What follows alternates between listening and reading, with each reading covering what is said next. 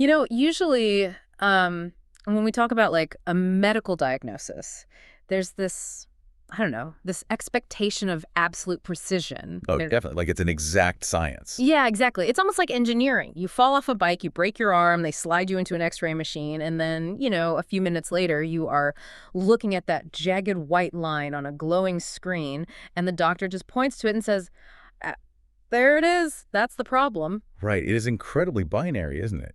I mean, you look at the film, and the source of the pain is just brightly illuminated. There is a fracture or there isn't. Simple. Exactly. It's clean, it's objective, and honestly, it's comforting. We like things to be visible. We like our problems to be neatly categorized, and this is the big one, immediately actionable. Like, put a cast on it, wait 6 weeks, good as new.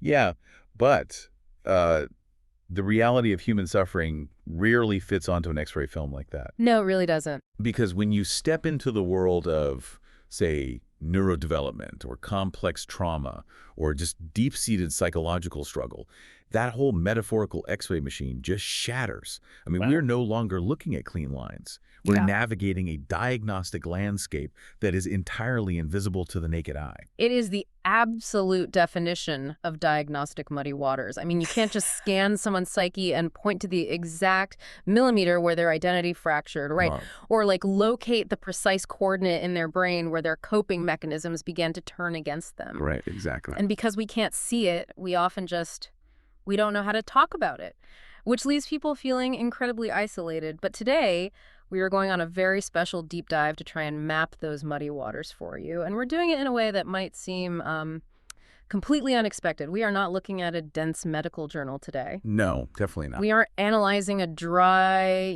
peer-reviewed textbook on clinical psychology. Which is good, because we're looking at something far more accessible, which is arguably why it's so powerful in the first place. Yes.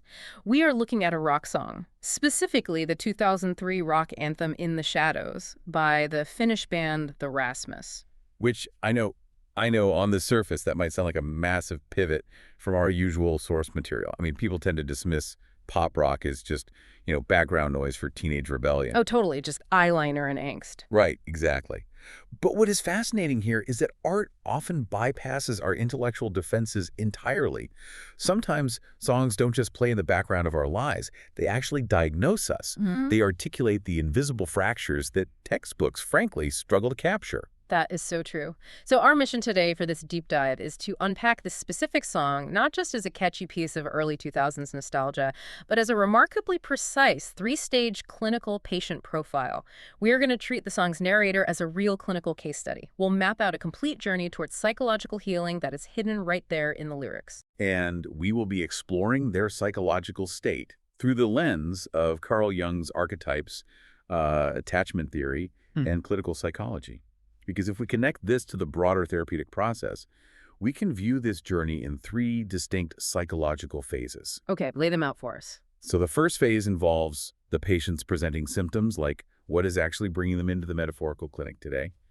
Then the second phase plunges us into their core crisis, exploring their defense mechanisms and a really profound struggle with identity. And finally, we will look at how they move toward a breakthrough, involving a beautifully sequenced model of therapeutic integration.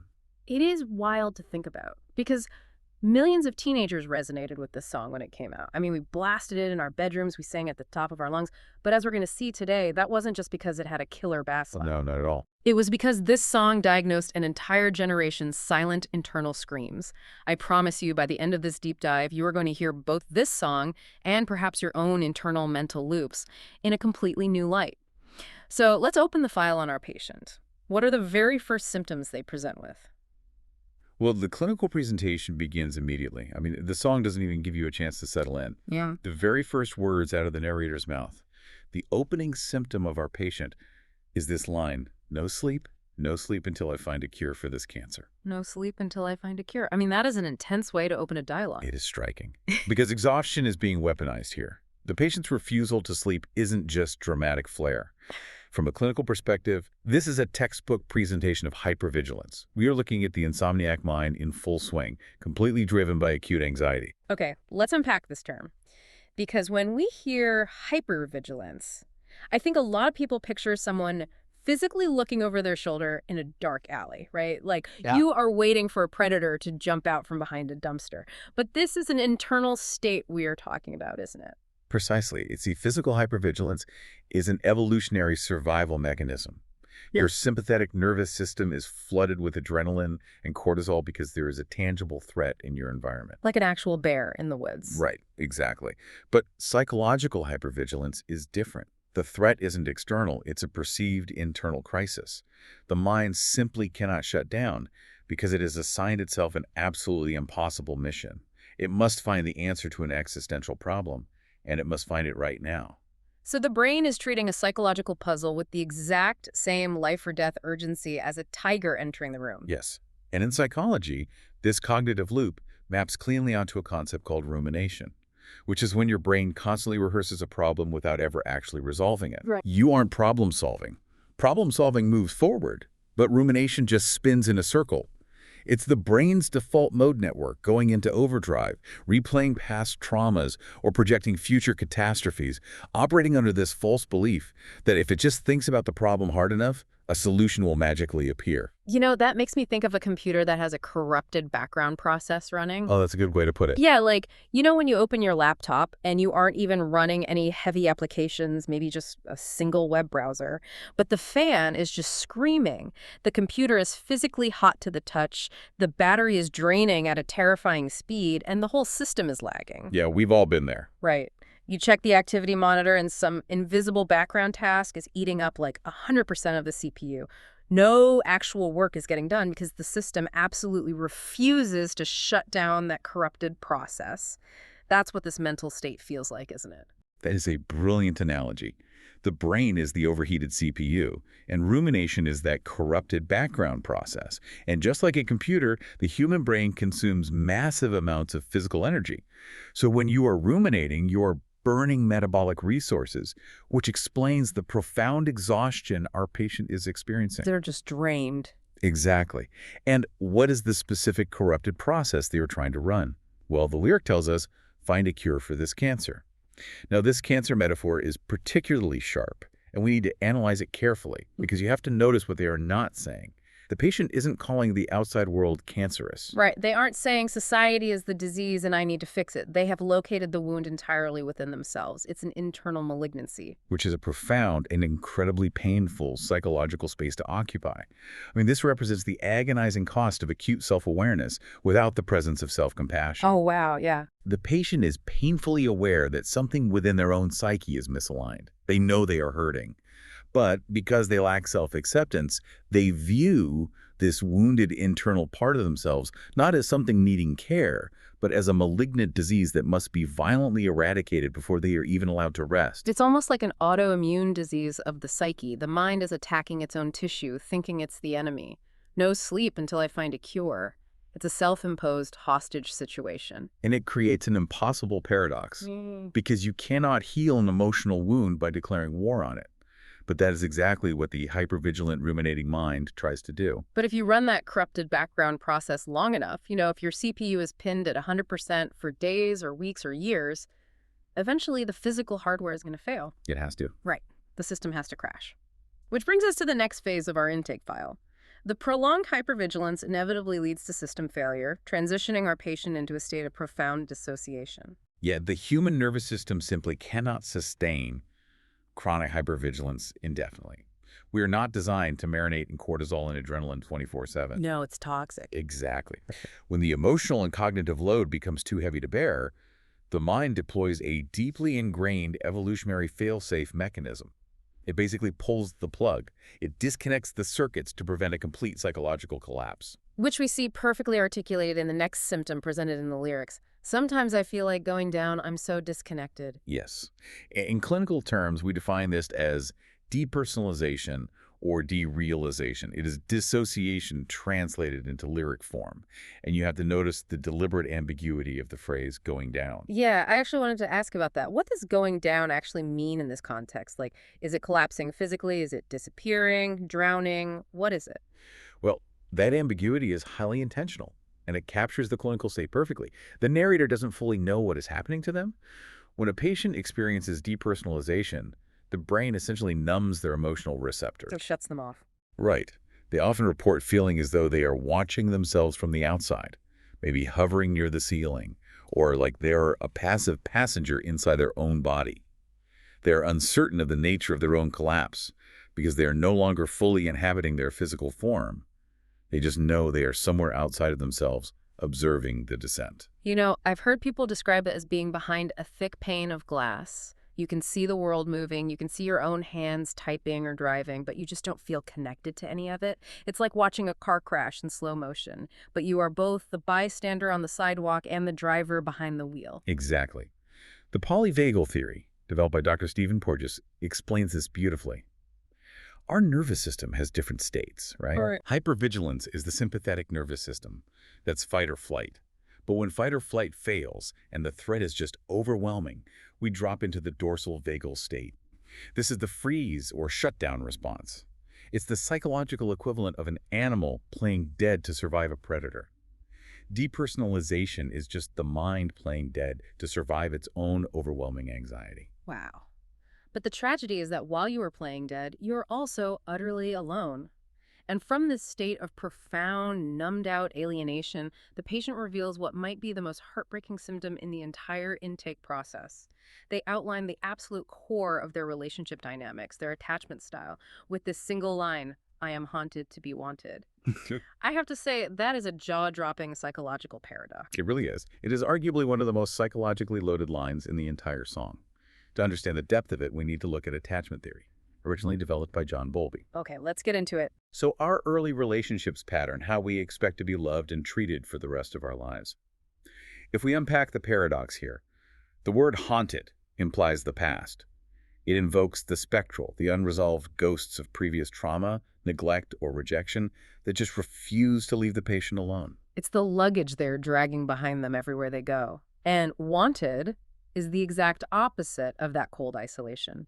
It is the fundamental biological human need for belonging, for safety, for intimacy. Yes, and when you put them together, haunted to be wanted, you get the perfect distillation of anxious attachment.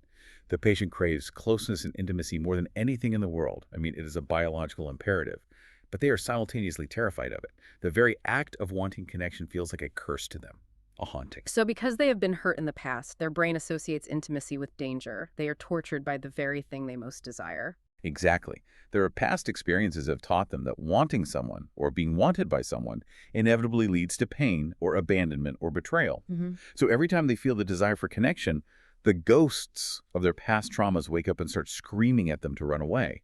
They're just trapped between the biological need to attach and the psychological need to protect themselves. Man. So to summarize our intake file so far, because this is incredibly dense, we have a patient who is physically and emotionally exhausted from chronic rumination, treating their own inner turmoil as a cancer they must fight. Their nervous system has overheated and crashed into a dorsal vagal shutdown, leading to depersonalization. And they are paralyzed by an anxious attachment style where the basic human need for connection feels like a literal haunting. That is a heavy, heavy clinical file to walk into a therapist's office with. It is incredibly heavy, but it's precisely why it resonated with millions of listeners. Because it put words to a complex neurobiological and psychological state. So we have clearly established the symptoms now. We know what is happening. The natural clinical progression is to move to the underlying cause. Right. Why are they stuck in this loop? What is the root of this profound alienation? This brings us to the core crisis of the patient's identity. Right, because if you are experiencing all these symptoms, you have to look at where you are situated in your own life. And the answer, as the song title boldly suggests, is that they are trapped in the Jungian shadow. Let's dive into the crisis phase. The titular lyric of the whole song is, "I've been watching, I've been waiting in the shadows for my time." We have to talk about Carl Jung here because this imagery is almost too on the nose. It is on the nose, but it works so effectively because it reflects a universal psychological architecture. So Carl Jung, the foundational Swiss psychiatrist who initially worked with Freud before breaking away to form analytical psychology, he developed the concept of the shadow self. And just to clarify for everyone, because I think this is a common misconception, when Jung says shadow, he doesn't necessarily mean evil, right? I think a lot of people equate the shadow with being a villain or having malicious intent. That is a crucial distinction. Hmm. No, the shadow is not inherently evil. The shadow consists of all the parts of ourselves that we cannot or will not face because they are deemed unacceptable by our family, our society, or even our own ego.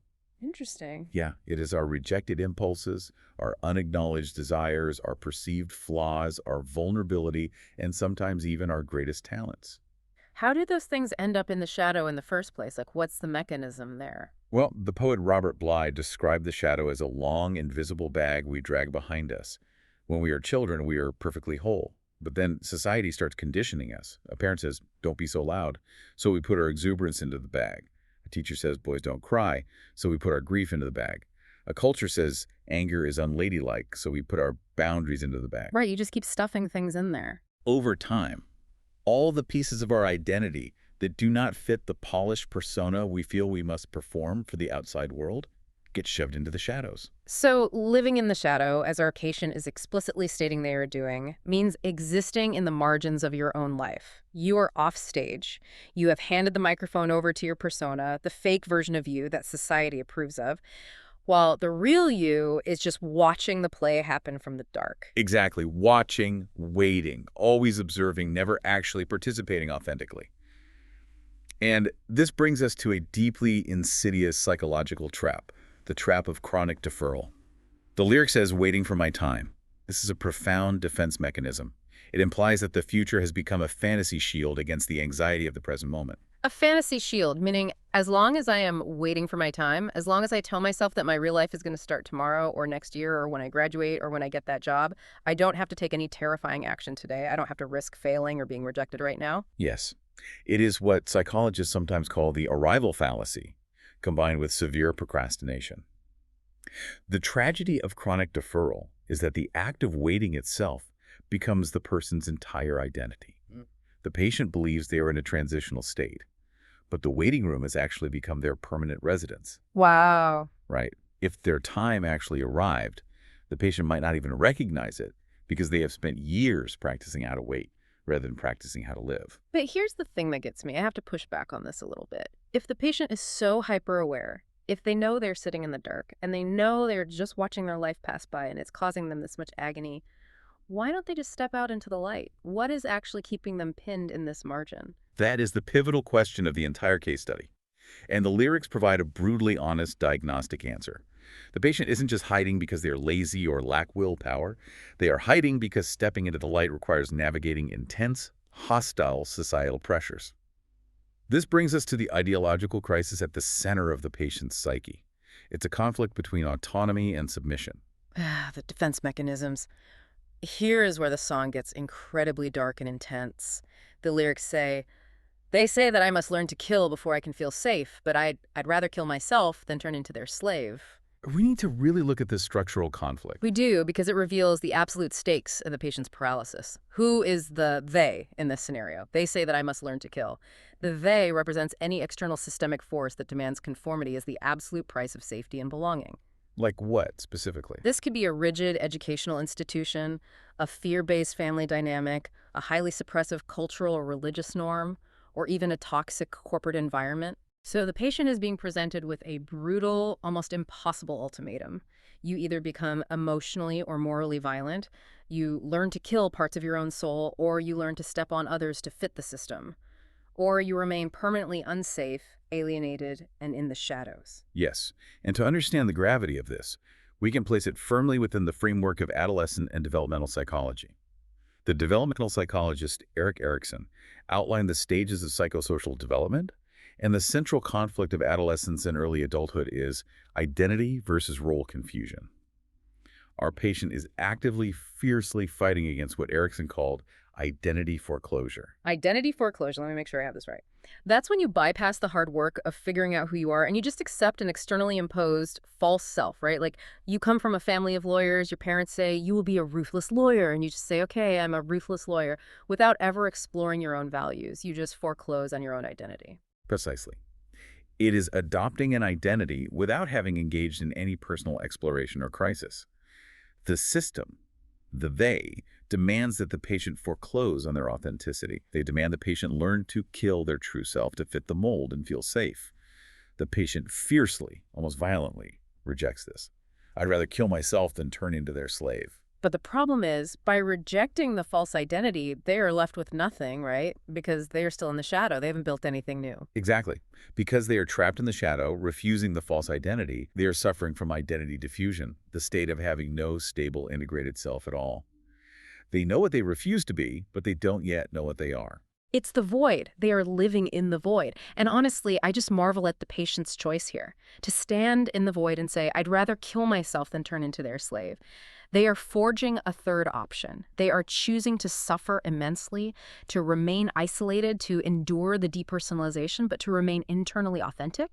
I mean, from a clinical standpoint, it is romantically dysfunctional, but ethically, it is a profound statement of psychological integrity under immense systemic pressure. They are refusing to capitulate.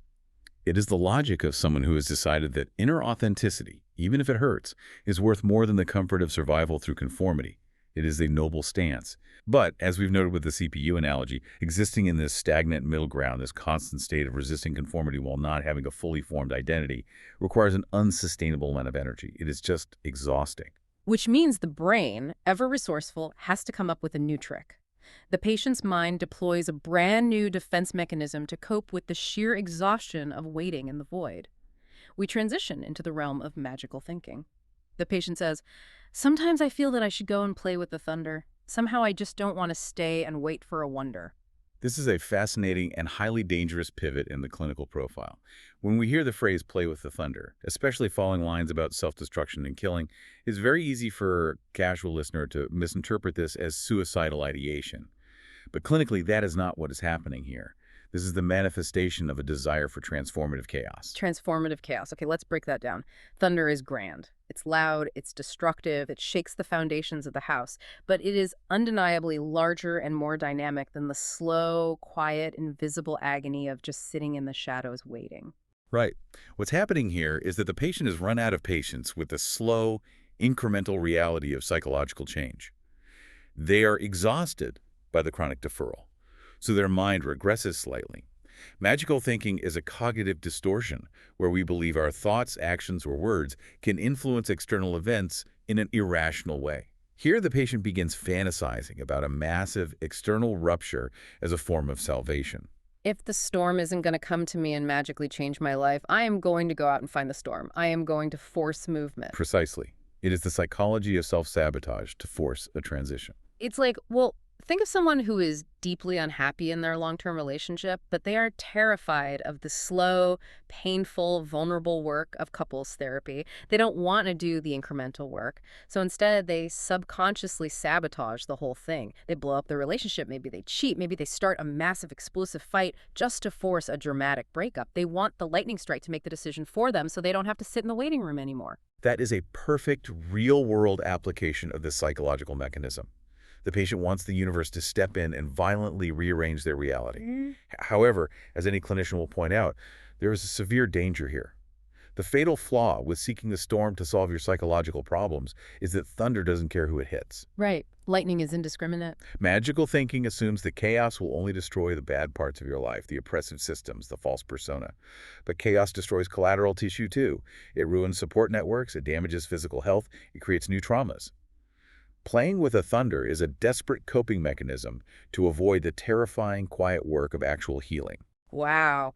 Okay, so we have walked through the intake file. We've seen the hypervigilance, the HPA axis running hot, the rumination, the anxious attachment. We have navigated the crisis, the Jungian shadow, the painful refusal of identity foreclosure, and the dangerous seduction of magical thinking and the thunder complex. Which means our patient is at a breaking point. They either get struck by the lightning they're chasing or they finally ask for real help. This brings us to the final phase, the breakthrough. Yes. This is where the clinical narrative shifts from observation and defense mechanisms to actual vulnerable action. The patient stops fantasizing about the apocalyptic storm and finally begins addressing their immediate reality. And it starts with a stark recognition of their own behavioral stagnation. The lyrics bring us to the ultimate turning point. Lately, I've been walking in circles, watching, waiting for something. And then finally the direct plea, feel me, touch me, heal me, come take me higher. Let's look at that first part. The physical act of walking in circles. That represents the absolute peak of emotional stagnation, doesn't it? It is the perfect behavioral expression of going absolutely nowhere emotionally. Walking in circles is rumination made physical. Yeah. You are expending energy, your legs are moving, you are exhausted, but your coordinates never change. You are trapped in your own footprint. Yeah. But what is absolutely thrilling from a clinical and therapeutic perspective is what follows that realization. Those three specific verbs the narrator uses, feel, touch, heal, they form a perfect sequential blueprint for clinical therapy. Okay, wait, I love this part because this is where the mechanics of healing actually happen. It makes me think of emergency medicine. Like if you are brought into the ER after a car crash with a shattered leg, the doctors don't just look at you from across the room, wave a magic wand, and heal it instantly. There is a protocol. First, you have to acknowledge the break exists. You have to feel it. The doctor has to palpate the wound. They have to assess the damage. Exactly. Yeah. You cannot heal what you have not first acknowledged, approached, and accurately diagnosed. In a psychological context, the patient isn't asking to be blindly loved or superficially validated. They are demanding something much more courageous. Feel me first. Acknowledge that my pain exists as something real. Validate my reality. This aligns with Carl Rogers' foundational concept in psychotherapy: unconditional positive regard and deeply empathetic listening. The therapist must first feel the patient's world. Right. You have to bear witness to the pain before you can fix it. And then the second step, touch. In the ER, the doctor actually has to physically interact with the trauma. They have to set the bone. It's hands-on. It requires presence. It hurts, but it's necessary. In therapy, touch implies proximity, whether physical, emotional, or cognitive.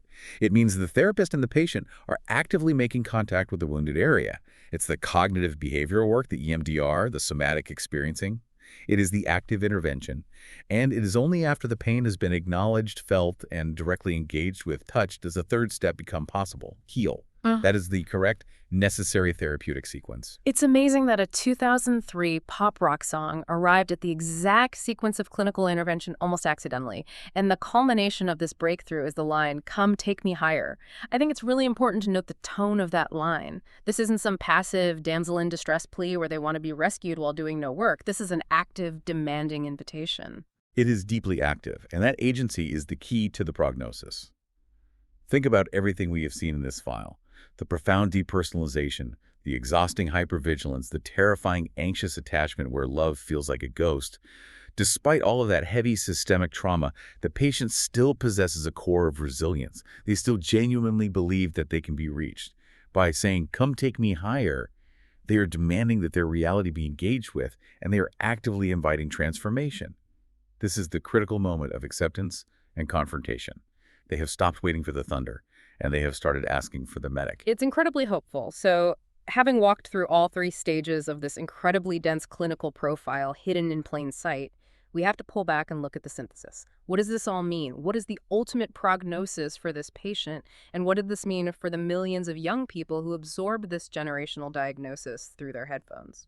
If we synthesize this final psychological portrait, we're looking at a highly complex individual. We see someone with acute self-awareness, chronic disconnection, a deep, starving hunger for authentic connection, a fierce resistance to ideological capitulation, and crucially persistent hope. In this new context, if we look back at the Jungian shadow, we have redefined what the shadow actually is for this generation. It's no longer just a hiding place. It's not a dark alley where you go to disappear. It has become a waiting room. Yes. The shadow is the holding area between the false self and the integrated self. And the societal context here is absolutely crucial to understanding why this song exploded the way it did. Think about the cultural landscape of the early 2000s. You have a generation of teenagers who are coming of age in a post-9/11 world, surrounded by sudden, incomprehensible global anxiety. The internet has just started to take over, creating new forms of digital alienation. They felt this exact, precise alienation. They felt the pressure to foreclose on their identities. They felt the terror of stepping out into a world that felt incredibly unsafe. But they lacked the psychological and clinical vocabulary to articulate it to their parents, their teachers, or even to themselves. Exactly. A 14-year-old in 2003 didn't have the words identity diffusion or dorsal vagal shutdown or anxious attachment. They couldn't explain the mechanics of their hypervigilance. But the song provided the emotional framework. They didn't have the clinical textbook, but they had the melody. They had the visceral feeling of the lyrics. And the most crucial therapeutic takeaway here, the reason this song is actually a narrative of healing and not just a document of despair, is that it doesn't end with a magical cure. It's brutally realistic. It is. If you listen to the final chorus of the song, the narrator doesn't suddenly step out into the bright sunshine, completely cured of their trauma, smiling and fully integrated. They are still in the shadows as the song fades out. Yeah. The struggle hasn't vanished. But the fundamental tectonic shift in their psychology is this.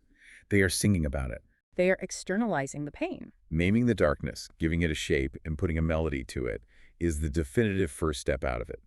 You have to make the shadow visible before you can integrate it into your conscious life. By screaming it into a microphone, the narrator strips the shadow of its silent power. It is just brilliant to think we started today looking at a hypothetical X-ray, expecting clean, binary lines, and we ended up mapping out a profound, multidimensional, three-stage psychological journey hidden inside a rock song.